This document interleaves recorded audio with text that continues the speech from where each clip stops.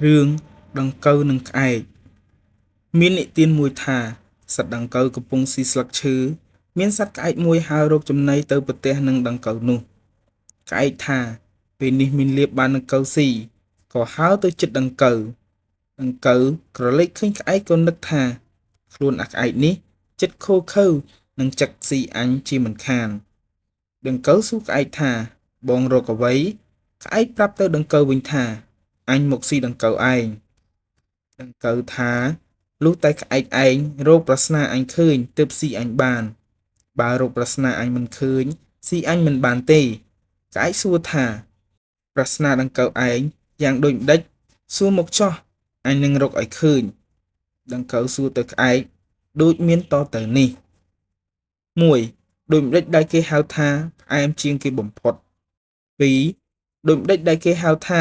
ជូរចត់ជាងគេបំផុត3ដូចម្ដេចដែលគេហៅថាស្អុយជាងគេបំផុត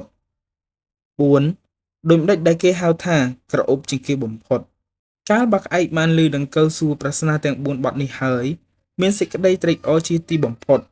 ក៏ស្រែកហ៊ោកញ្ជ្រៀវលេងដោយគិតថាប្រស្នាដង្កូវទាំង4បទនេះអញមុខជារកឃើញឥឡូវហើយនឹងបានស៊ីដង្កូវនេះជាមិនខានទើបក្អែកឆ្លើយថាដោះស្រាយប្រស្នាដូចមានតទៅនេះ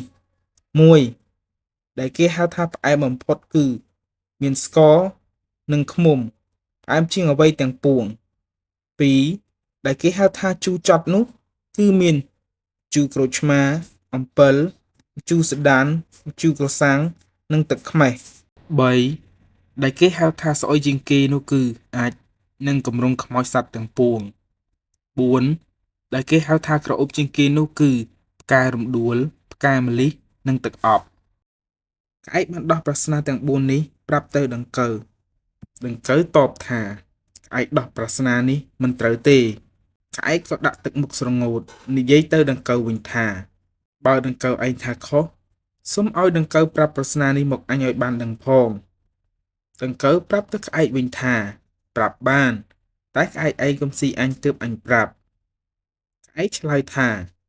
ឲ្យតែប្រាប់ចុះអញមិនស៊ីដង្កូវឯងទេលុះបានខសន្យាព្រមព្រៀងគ្នាយ៉ាងនឹងហើយដង្កូវក៏ដោះស្រាយប្រស្នាប្រាប់ទៅក្អែកដោយមានពាក្យតទៅនេះ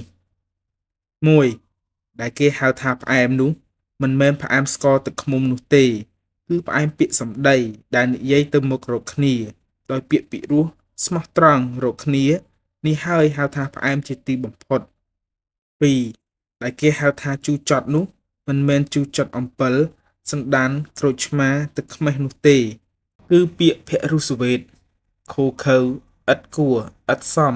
ដែលនិយាយទៅកាន់គ្នាទៅវិញទៅមកនេះហើយហៅថាជូរចត់ឬជូរចត់អ្វីទាំងពួង3ដែលគេហៅថាស្អុយនោះមិនមែនស្អុយអាចឬស្អុយគម្រងនោះទេគឺស្អុយគេស្អុយឈ្មោះដែលប្រព្រឹត្តអាក្រក់ក្នុងលោកនេះហើយហៅថាស្អុយច្រាស់ខ្យល់4ដែលគេហៅថាក្រអូបនោះគឺមិនមែនក្រអូបក្លិនផ្កាឬទឹកអប់នោះទេគឺក្រអូបកេរ្តិ៍ឈ្មោះដែលប្រព្រឹត្តល្អនេះហើយហៅថាក្រអូបជាងគ្រឿងក្រអូបទាំងពួងក្អែកបានស្ដាប់ប្រស្នាទាំងនេះហើយក៏ឈប់ស៊ីដង្កូវទៅ